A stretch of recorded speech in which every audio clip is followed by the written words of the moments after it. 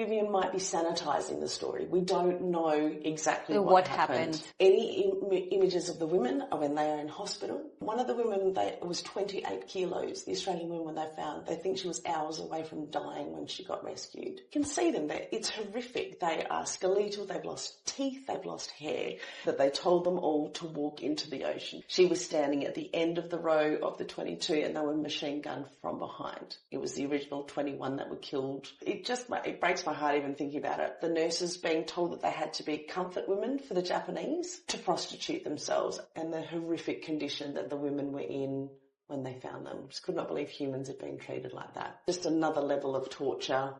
Welcome to Colors of Perth, where we bring life stories together. My name is Yamuna and I am your host in this journey. Victory in the Pacific and a Second World War has ended, and Australia celebrates, but during the celebration, the story emerged that will shock the nation.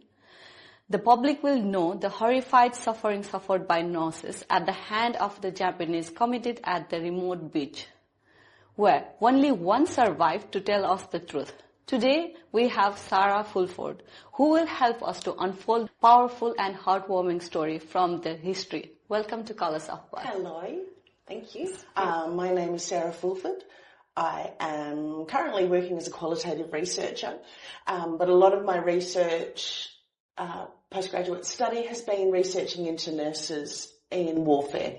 So let's go back to the history about the war. Yes. How it started. The roots of World War II were found in World War I. And at the end of it, a lot of it had to do with the terms of Germany not winning the war. Throughout then the interwar years, we have the 1920s, where it was really a time of forgetting about the war. It was a time of consumerism and all of the bits. And then in 1929, the Great Depression hit. During the 1930s, then there is the rise in Germany of Nazism, really. And so that ultimately led in 1939 to World War breaking out between Germany and then what we consider from an Australian perspective the Allied powers. Mm-hmm. So in this episode we are deep diving into the role of nurses in the World War II, especially the Australian nurses. Yes. For me, this whole research study commenced because I'm an Australian historian. I love Australian history. I love researching into the Anzac mythology and the Anzac legend. For me, even in a modern context, those are the quintessential characteristics I believe Australians are and should be. It's about mateship. It's about helping the underdog. It's about egalitarianism. And when I really started researching into the research, nearly all of the stories were about men. Mm-hmm. Everything was about men from male perspectives. And when you go through any sort of history, it is always written by the people who are the victors in warfare, people who are privy to the occasion of seeing it, but it was also the people that had the agency to write. Yeah. So for me, always it was where are the women? And so then when I started looking into it and right back to it's called the Boer War, quite often it's referred to as the South African War, which started in the late 19th century. I started reading about these 6 Australian nurses who went to war and paid their own way to go before Australia was even a federation. And then when World War I broke out, Australia had federated in 1901. We were part of the British Empire, and so Australia was called to war as part of the British Empire. And the nurses, and it's within all of the stories of the nurses through World War I, World War II, Korean War, Malayan Emergency, and right up to Vietnam War, which is what my PhD focuses on, that the women were going to be there for the boys. And Nellie Gould, who was one of the nurses who went to the Boer War, then went as well to World War I. And for me, when I started this research about nurses 15 years ago, I was just so struck by these women who would get on boats and not know where they were going to help people in warfare. It was just incredulous to me that these women could just go. And some of the pictures of the World War I nurses are extraordinary in Egypt when they are in their full calico outfits, in veils, and you just think the heat and the sand and to be there for the boys, to be there as part of the Australian Armed Forces. What really World War I taught Australia and the world was the importance of nurses when you have a battle, how important nurses were. And so the Australian Army Nursing Service started not long after Federation, because before Australia was separate states. And so they realised that it was difficult if there was a conflict to get all the states organised. So they made an Australia-wide organisation for it, so that if there was ever another conflict, the nurses would be called to go with the soldiers. So we are more focused on the World War II nurses today. Yes. So regarding the war in the Bangka Island, so what's really happened? So this is what my master's focused on, because when I was going to start researching nurses, I was going to do every nurse. By the way, why did you choose this one? Oh, choose that. I was working at a uni at School of Nursing, and one of the professors that I was good friends with, we were talking about the bushfires that had happened on the East Coast. And we were just yarning, and I'd said to her, I really felt like the concept of mateship had changed for Australia at that moment, that we had all pulled together as one, and it wasn't gendered, there was no stereotype, all the Australians lifted together. And she, as an offhand comment, said, have you ever thought about looking at mateship at nurses in warfare? I'm sure you'll find something. And that's how it all started. When I was going to, I approached one of my undergraduate lecturers to do the masters, and I was going to do every nurse in every war ever. And then when I started researching, I was like, that's not going to happen. And so the more I looked at nursing in World War II, because a lot of work has been done about World War I, so started looking at World War II, this group of the Vinabrook nurses is what they're called because of the boat that they were on that was sunk. And my whole thesis was about 65 women. And so that's how that started. So from Australia, 65 women got into a ship. So the 2/4 Casualty Clearing Station, and there was 2 Australian General Hospitals. So women were sent from Australia all over the place. And there are some fabulous stories of some of the nurses when the war broke out, and they would go to their matron and say, we want to go to war. And they would say, no, you can't, because we needed nurses in Australia. And they were like, too bad, I'm going. Again, 1938, 1939, these young women just going off to warfare. So nurses were sent all over the world, and they weren't allowed to know, and their families weren't allowed to know where they were even going to. And so the nurses who ended up on the Vinabrook actually went to Singapore. And so there's great stories before the Japanese took over Singapore, where really they had quite an idyllic life. And quite a lot of them were really angry not angry, they were upset at going to Singapore because war was being actively fought elsewhere, and they were kicking around Singapore. They were nursing, they were setting up hospitals, but there was no active fighting there. And there's lots of folklore stories about Singapore would never fall. It would never happen because and there was lots of racial stereotyping about the Japanese. The Japanese couldn't shoot straight. They wouldn't if it was, happening. It was going to happen quickly, and it would be all over, and Australia would win. And the reality was Japan were a war machine. They knew what they had to do. And then there's lots of stories about the prisoner of war men, which I also got quite interested in, because even now I can visualise what a prisoner of war man looked like at the end of the war, but I'd never seen a woman, and I knew that there was female prisoners of war as well. So as Japan moved through and came through Hong Kong, they knew that they were coming into Singapore. And Winston Churchill at that time was busy in England. He was real busy. I remember teaching students once about it, because it's a big change in Australian policy as well, because it was the time that John Curtin we talk about it, breaking the apron strings from Britain, because Winston Churchill was busy. The war was on his doorstep. And so John Curtin then rang to America and said, we need your help. We are in big trouble here. And so the nurses all came together. So a lot of them didn't know each other, and they were looking after. And for the nurses as well, they were finally involved. There was conflict in Singapore. They were looking after the Australian men. They were ready to go. And there was a lot of times beforehand where one of the men in charge was like, we've got to send the women home. We have to send them home. And they were concerned if they sent the women back to Australia that it would really unsettle the Australian soldiers and the army, because if the women are going, who will take care of them? Absolutely, and that was exactly the words, who would take care of us. And it gives me goosebumps even now thinking about it. When they came to the women and said, you have to leave, they said, no, no, we're not going. We will stay with the soldiers. So it was their will to stay there. Absolutely, no one forced them to stay there. Ultimately, as it was getting dire, the matrons came and split the women into 2 groups. Actually, there was a few that left 6 of them left on a boat, and then they split them. Some of them went on the Vinabrook and some would go on the Empire. And so there's stories, so many stories of the Australian nurses that hid, and the matrons said to them, okay, who would like to come forward first to leave? They all refused. They just went back to their patients. And it's interesting, even when they were in the POW camp, so many of them were still upset that they'd been forced to leave their patients, even though they'd survived a bombing and all of the bits, and they were starving. One of their worst moments was being forced, and they were told that they'd be court-martialed if they didn't go.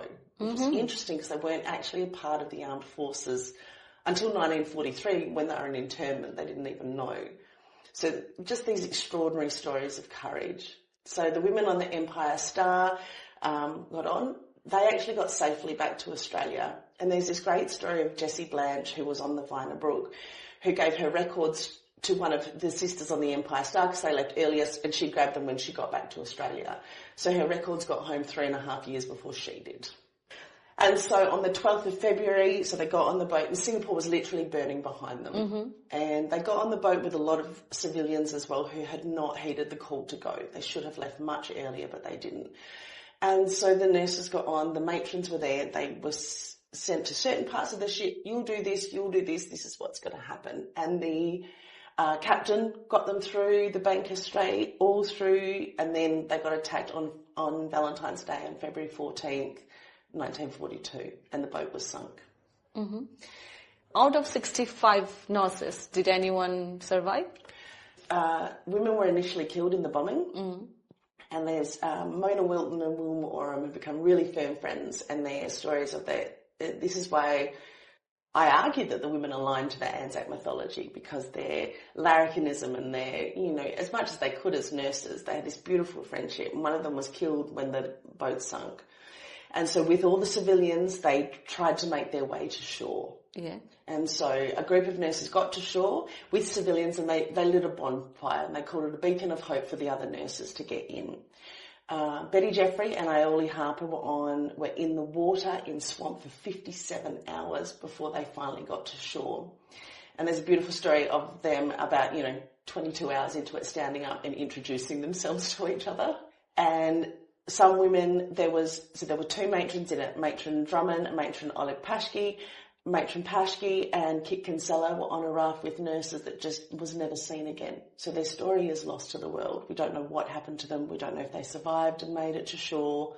No idea what happened to that. Isn't there anything in the history regarding this? No, nothing, because the women, as soon as that is gone, it's just lost. There's nobody to tell that story. And so when the nurses on the shore with the civilians decided that they actually needed to surrender to the Japanese. Yeah. And so the civilians went off to find the Japanese, and the nurses, of course, stayed with the wounded. Yeah. The story is, and it's really important because this story is Vivian Bullwinkel's story. So I'm retelling what Vivian has told of her own story. What amazes me in this moment is that had Vivian died, this story would be lost too. There is nobody to tell this story. Part of it also, that could be Vivian might be sanitising the story. We don't know exactly what happened. Yeah. And part of the sanitisation for nurses is incredibly important, as well as part of their camaraderie, their collectiveness together. Because if anything happened on that beach, in the POW camp, it was never spoken about. Why? Because, for me, I think it was because in 1945 society, when they came home, were not ready to hear about what may have happened to them. Yeah, true.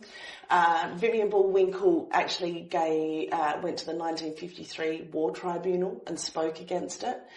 The POW images are incredibly important for me because we have images of the men as they came out of the camp. Any images of the women are when they are in hospital. They have been cleaned. They had put on, one of the women, it was 28 kilos, the Australian women they found. They think she was hours away from dying when she got rescued. So the women, importantly, for the time period, were in hospital with symbols of womanhood. They had fruit and they had flowers, and you can see them. It's horrific. They are skeletal. They've lost teeth. They've lost hair. So the image of the POW is not quite the same. So I just don't think it was an Australian society that was prepared to hear what they went through, what they potentially went through. And it may have been nothing. This is a supposition, or it may have been horrific. but they all had this cone of silence that they would only potentially talk to each other about. So before they went to the war, they were still the nurses in Australia, Yes. Right? Yes. How was the life for them? The nurses then would follow, so Florence Nightingale created a concept of modern nursing when she was asked to go to the Crimean War to help with nursing there because the rate of soldiers dying was astronomical.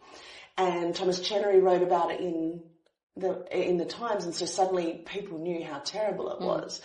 For me as well, when I researched into women, the fact that Florence Nightingale as a woman could do this, it absolutely blows my mind. She believed that there was miasmas in the air that made people sick, and that was later replaced by germ theory, viruses, bacteria. But what she instituted and what then hospitals followed afterwards as well, even the setup of the hospital, so she would get soldiers out of dirty clothes into clean clothes, clean their bodies, have windows open, fresh air in, fresh food, and nurses would monitor the soldiers at all times to watch and see and give their own perspective of how they thought that the soldier was going with their wounds. So they asked for a group of Nightingale nurses to come to Australia. And so that's how that all started. Lucy Osborne came over as the head of nursing, and then it spread around Australia. There's a whole big story involved in that too. Okay. So a lot of the nurses before the war would train to be nurses. Yeah. And they would come in, quite a number of them were people that had lived on farms, were in boarding schools that they were used to. So living in training meant that you lived on the grounds of the hospital. And so the nurses were trained. The nurses were well ready for something that happened. Ready for something that happened, yes. But might be they were not ready for the war. I think that as well. We looked at the cemetery. I make her go to all the cemeteries because it is. And I was looking at so many young men died in the war. And I thought even for the young men in 1914, 18, to leave Collie where they may have never ever gone to get on to then go overseas. So the nurses' reasons for going are the same as men, is to fight for their country. Yes. But it was also that sense of adventure. I'm a young woman, this is how I can go and see the world. I can learn new skills. I can put my nursing into practice. Yes. But it fascinated me even right up to the Vietnam War as well.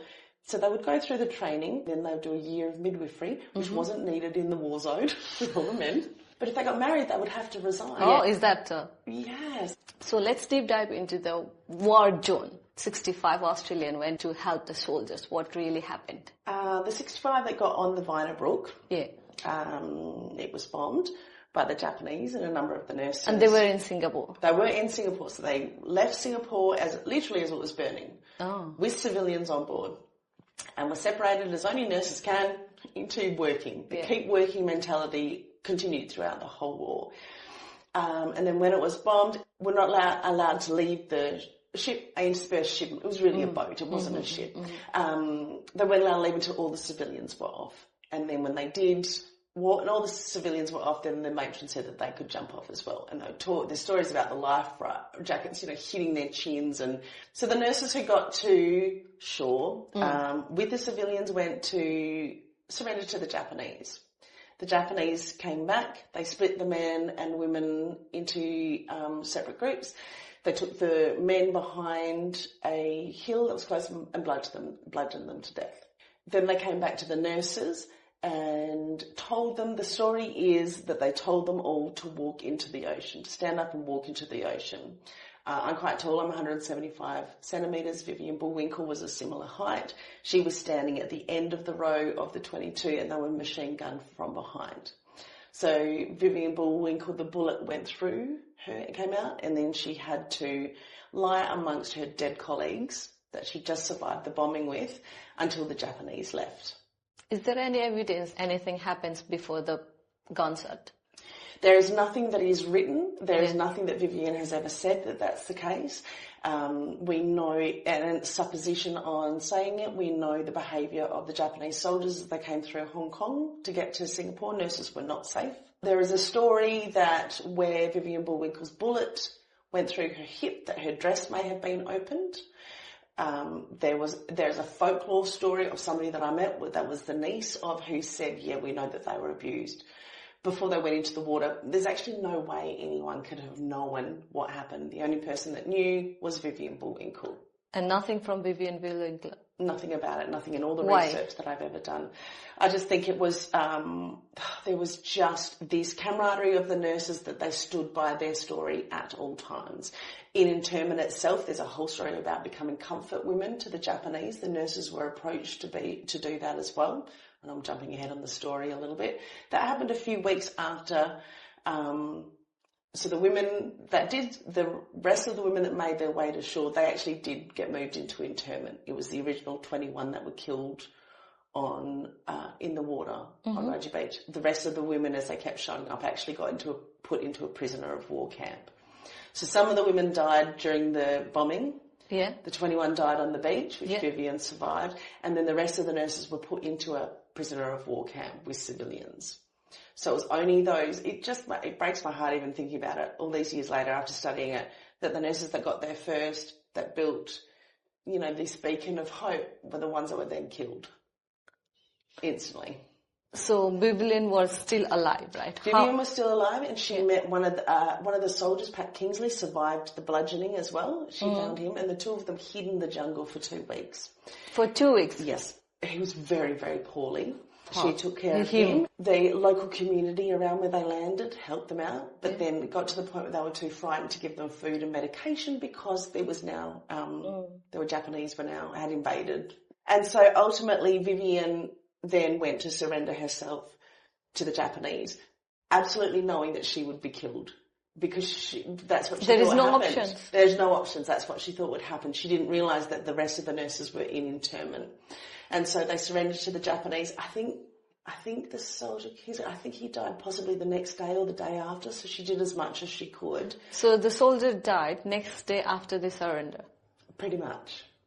So on the beach when the 22 was shot, she was the only one who survived? She was the only one. She lay in the bodies, amongst the bodies of her colleagues, pretending to be dead.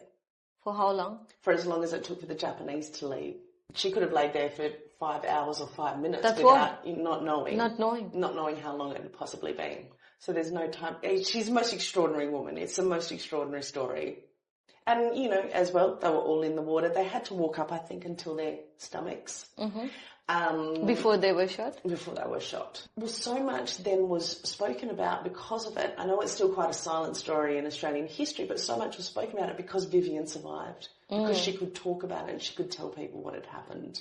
So she surrendered herself to Japanese soldiers. Yes. What happens after that? Then she gets taken, and it was a surprise to her because she thought she'd be shot and killed because that's what had just happened. She got put into an internment camp with the other nurses. And so the nurses who were in the prisoner of war camp had no idea what had happened to their colleagues. And then suddenly 2 weeks later, Vivian Bullwinkel walks in. Oh. And one of them was working out in the garden or something, went, "Oh, you're right there." She walked in, "You're right there, Bully." And she looked up and said that was the first time Vivian realised that nurses had survived, and they realised that there was potentially still a survivor. Okay. And so then they spent the next 3.5 years, I think it was, in internment, having to keep the uniform. For the nurses is incredibly important. It was important from the time of Florence Nightingale. She instituted it, and it was also a way to control the nurses, but so that they would be distinct in public and distinct of who they were. Like they had a uniform they had to wear outside as well. And the nurses were so proud of that uniform, and then as the war went on, they couldn't wear it all of the time. So they would wear it for important things like Anzac Day, the memorial of the year anniversary of the sinking of the Vinabrook, for birthdays, for Christmas, and on the day that they would be released. And they always wore it, if they were moved around a lot by their captors, because they were hoping if anyone saw the uniform that they could say they're the Australian nurses. But obviously Vivian had 2 puncture holes in her uniform, so they had to be very cautious about covering it with a water bottle whenever they moved or whenever they wore it. So as nurses, they were non-combatants. And so they should have been repatriated back to Australia. And under the Geneva Convention, they should have. But the Japanese had ratified it but hadn't signed it, the Geneva Accord as well. So they said they didn't need to repatriate anyone. And alternatively lived under a Bushido Code, which meant that if you are captured, you should take your own life. That's what the law that they lived by at the time. And so for them, the women giving themselves up was They didn't have to repatriate anyone. They didn't have to send the nurses home, even though they were non-combatants. And there's stories of the nurses even saying, oh, we'll just wait here until we get, you get ready to send us home. And they shouldn't have. The women should never, ever, ever have been. The nurses should never have been held there. I mean, nobody should be held as a prisoner of war, but they were non-combatants. But they went there for the good. Yes, which is why they should be protected at all costs. If you can't protect your health professionals, your medical people in there who are not fighting the war, they're there to care for people. So they stayed in the camp for almost 3 years? Yes. So after that they did manage to come back? Not all of the nurses, obviously the women who died in the bombing and on Raji Beach, but towards the end of the war. So the conditions were horrific. A few weeks after they were all back together, there's a lot of stories about the nurses being told that they had to be comfort women for the Japanese. Mm-hmm. What is comfort women? To prostitute themselves. And I'm not going to use sex worker because it was women putting themselves forward to be raped. There's no other way to say it. That's what a comfort woman is. Comfort woman. Yeah. And there's lots and lots of stories of the Australian women saying, no, we're not going to do that.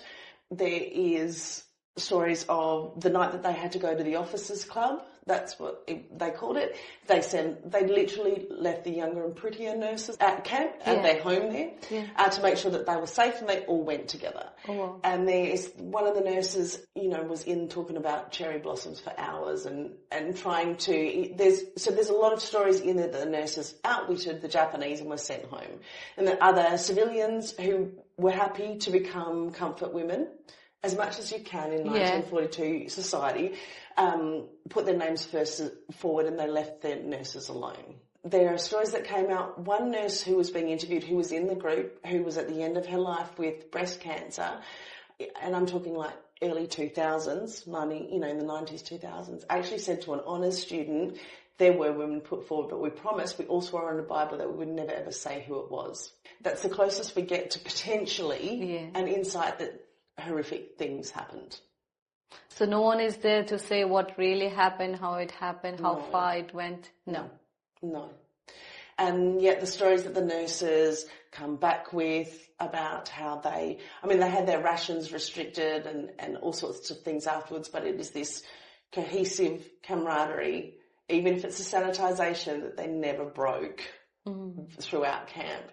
That for me reaffirms this concept of Anzac, of always being there for your mate, being there for the underdog, all of those sorts of things. So they would say apart from the bombing, that was the worst time they had in internment. They seem to know at the end of the fact that any of the women survived, that when the Japanese ultimately surrendered, and it is called the ultimate surrender, that they weren't killed.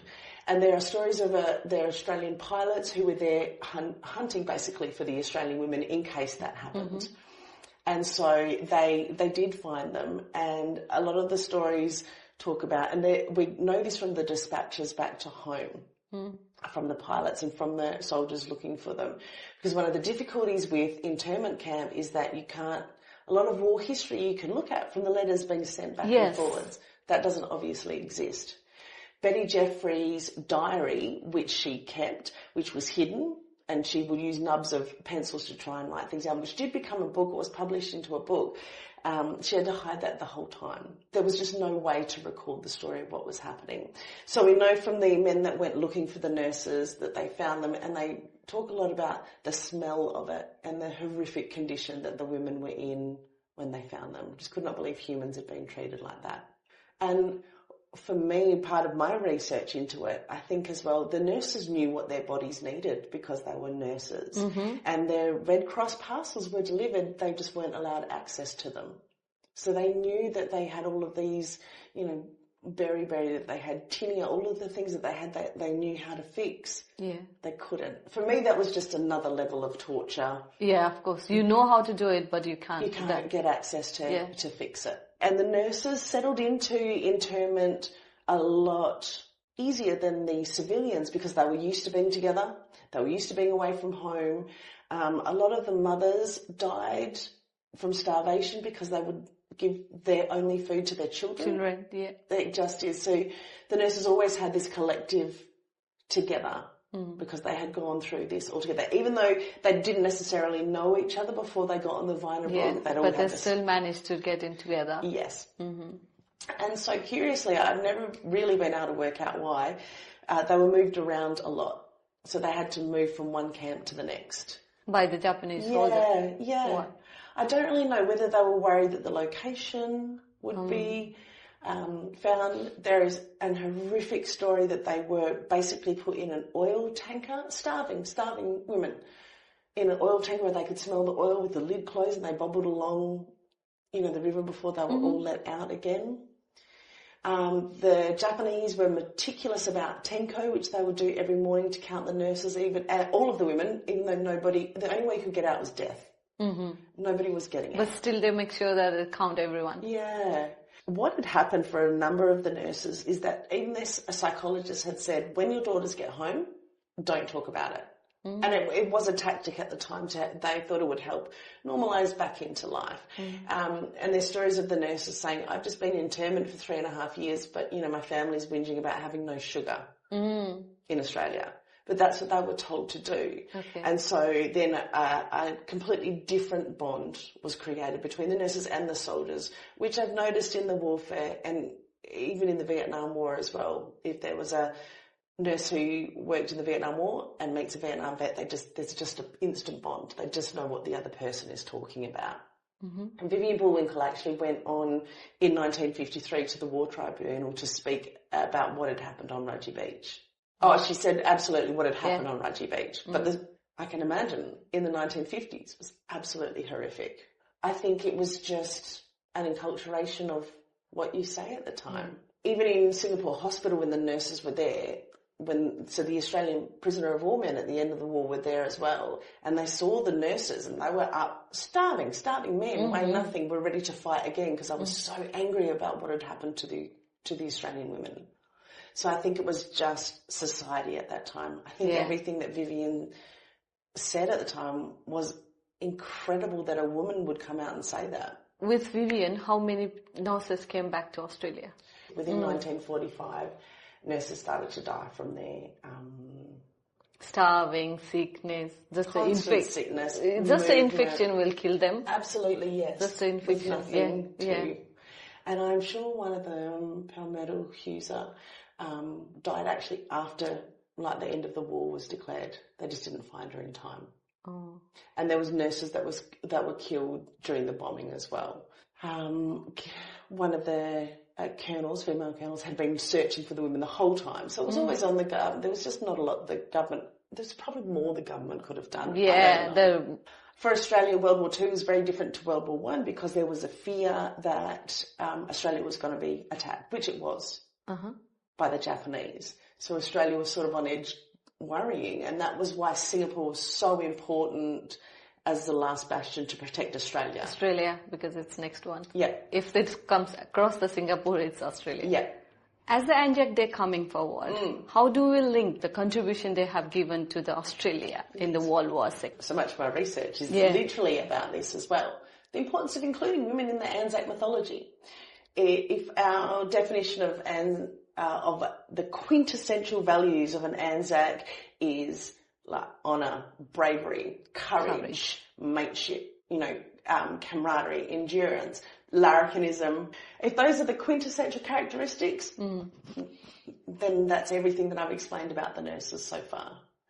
And the fascinating part of it too, because we've got to think about the context of the culture at the time too. When there were Anzac Day parades, there's stories of in the 1930s, because the soldiers knew. The diggers always knew if the nurse was there, they knew what they'd done. Where they were marching and went out to grab the nurse and she refused to go. She was with her daughter and she's like, no, it's not about me. So it's not necessarily rewriting Australian history, but it's going, this is the importance of people that had served in warfare. And now it's not just gendered to women, which was a Florence Nightingale just made it women, and she did that deliberately for nursing to make sure that women of the upper classes, their families would let them become nurses. If it was just women and she was in charge of everyone, then nothing could happen to them. So now we have, a whole array of people who are nurses who go as well into warfare. It's an important part of the Anzac spirit of who we are as Australians. And in my research for the PhD on nurses who served in Nui Dat in Vietnam, found this great quote that said that without nurses, any army would just capitulate. It just is, if there's no nursing service, there's no one to care for the soldiers, nobody's going to survive. More people will die. More people will die. Yeah. So I don't believe that there has to be an exclusion. If we are talking about, and the thing that fascinates me with the women who made it home is some of them went on to live the most extraordinary lives. And I just think, what is that resilience that you can go through? I mean, if you think about Vivian Bullwinkel's story, that moment on the beach must have just, I can't even comprehend it. But then she had to go through all those years of internment. You know, these extraordinary women that then came home and were huge parts and fought for men who had, which we know now as PTSD, after husbands and friends and fought for payments, and the level of resilience just is beyond belief, which is a horrible thing to say, but I mean, humans have been fighting wars now since the beginning of records, so it's something within Awesome. Yeah. It is quite often when there's a war, and a big war, there's actually a pushback against the war directly after it happens. So people don't talk about it. The people celebrated Anzac Day, but after World War One, there's quite a few years before it came back in, because you've just where you've got to consider, I'd say this to students all the time too, warfare's not just about the loss of life, which is everything. It's the loss, it's the impact on the environment, it's the loss of the history and the housing. And for Australia as a new continent, post-colonisation, a new continent of humans, the population was tiny. Yeah. And so you've just taken out a whole group of young men. And sent them to the war. And a lot of them didn't come home. Yeah. Or if they did come home, they came home with a war neurosis, shell shock, which we now know as PTSD. Yeah. So it changes the whole gamut of society. So I don't think that it was the government not necessarily recognising them. I think it's when people research in the way that I do that you recognise the value through a historic lens of the inclusion of people. If we look at First Nations people who served in the war, they weren't even considered part of this country until the 1960s, and yet they still went as men to fight in the wars as well. You know, so for me there's just this, the Anzac legend doesn't just have to be a specific group of people. It's so fascinating, Anzac Day itself, because it's based on it happened at Gallipoli, and it was the first time, there was an understanding at the time that countries were made by fighting international conflicts. That's when you shed blood of young men. That was literally what it was. And Australia, because of post-colonisation, hadn't done that internationally.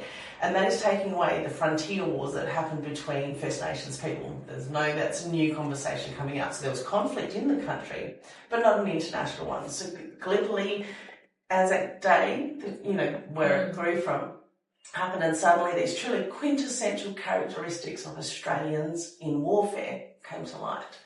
And so that's where it came from, because Gallipoli itself was a failure.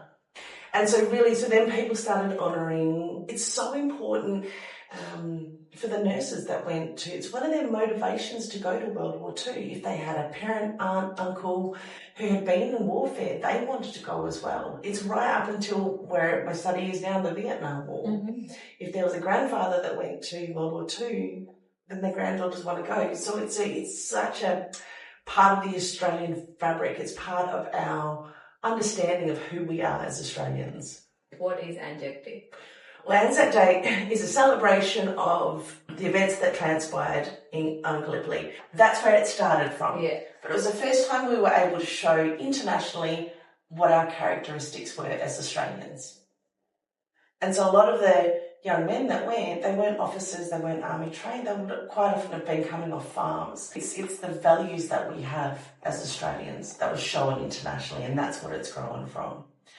For me, it's an incredibly important day to thank the people who gave their lives. I look at, you know, my son's 24. The thought of him going on a boat and never coming home. You know, my daughter's 19. It is unimaginable to me that these young people could go and do that. And they deserve to be recognised year after year for what they gave up. The nurses who died on Raji Beach, they deserve to have us honour them. So while it's that specific day, born from that legend, and there's Charles Edward Bean, who was a war correspondent, he wrote prolifically home from the war, and so that's where it all emerged from, because he could put it into writing. But Anzac Day is honouring everyone who's died in warfare, everyone who had to go overseas to defend our country. So even though it links to Gallipoli, it's for everyone. It makes me quite emotional, it makes me quite teary. Because for me, the characteristics that I have learned from all these years of research is the Australia that I want to be, that I want to see. And, we talk about research and translating it into practice. For me, I can see if there's camaraderie within and out at a workplace. I used it when I was in a classroom.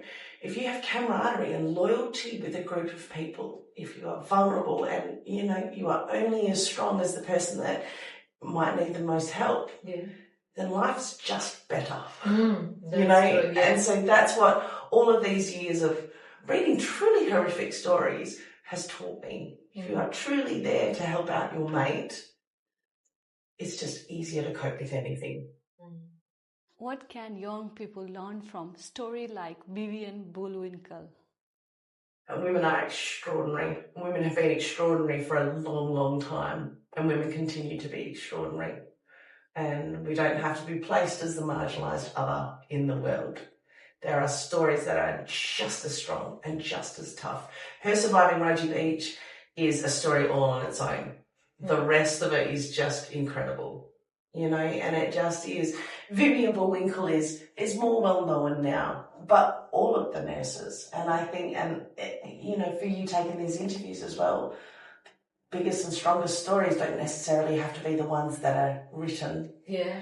So much of history and the folklore that I look into is history that is unwritten, unrecorded. It is the gap of it. Yes. And so it's the story of Vivian Bullwinkel, but it's about being curious about women in history and the extraordinary roles that they played in there, where they often didn't necessarily have a voice to say what they had done. And, we were talking about Theatre 180, who have done the play 21 Hearts, which is about this group of women and what happened. And so, in a modern format, seeing people take this story so seriously, because it's a story of women doing extraordinary things. Yeah. If you're looking at the world, also look at the gaps. Look at who's not being spoken about. Look at... My children now know whenever they walk past a war picture, they will always say, "Where are the women?" If nothing else, I've got two people questioning it. If you see a picture of a nurse in warfare, I know who that is. What did they do? Because the stories are unbelievable. And they just kept going. So why do you think that stories like this are not widely spread? I think it just is. We are more and more moving into a world that wants to hear the other stories. And I don't mean that other as in othering. We need to have one story of what happened. Yeah. And so we've got access now to so much more information. But it was a contextual thing at the time. Women weren't spoken about. They just weren't. History is written by the people that can write it. Women for a long time did not know how to write and read. Yep. Yeah. So how could you write things down? And so a lot of the, when you look at female autobiography theory, is looking at what women wrote in their diaries, because they would go, if you've got a letter going, "Dear Aunt Mabel, it's been lovely in Australia," and in the diaries they're like, "It's hot, there's snakes, I hate it here." So it's more of what the truth from that person, their private self. But again, that's a story for women who knew how to write, who had the agency to do so. So it, for me, it provides a bigger, more robust understanding of any history when more voices are involved in it. In order to bring out the stories, uncover stories from history, what do you think should be done? Tricky. And this is why I love the Theatre 180, like bringing this story from 1940s to a modern audience. And the amount, because I research it all the time. I forget. And then people are like, I've never heard that story. Like, yeah, of course you haven't. But I think it's agitating for change. Cool, we're learning that part of history. What about this other part? Yes. What about our First Nations history? You know, what about anything other than the standard history? Yeah. And what about the stories that has been hiding from generation and generation? To be honest, they may remain hidden. People aren't going to uni to study history. You know, they're studying because you get told all the time that what job are you going to have at the end of it. Like, I don't know how you have to define it. You learn how to critically analyse. It's a pretty key skill now with AI, you know, building as well. Yeah. For me, I think it's just always telling anyone that wants to listen. But it is, some stories will remain hidden forever. So you think that we can't do anything to make it... No, I think you are part of the beacon of hope for it. Same students all the time takes a pebble to start an avalanche. You know, it just is. Yeah, but it is though. It's people talking about it, being interested in it. The Applecross RSL, who I have a lot to do with, honour the Vinabrook nurses every single year in February. And like even that service. There's a beautiful spot at Point Walter dedicated just to the nurses. So it's even visually bringing it into people's, because that's a stunning spot, Perth, but you go there and you're like, oh, what's this memorial? You know, and so you start searching about what's really Yeah. Thank you so much, Sarah, for your time and bringing this important story to the light. Conversation like this remind us why history really matters. Thank you so much for coming, and thank you so much for your time. Oh, thank you.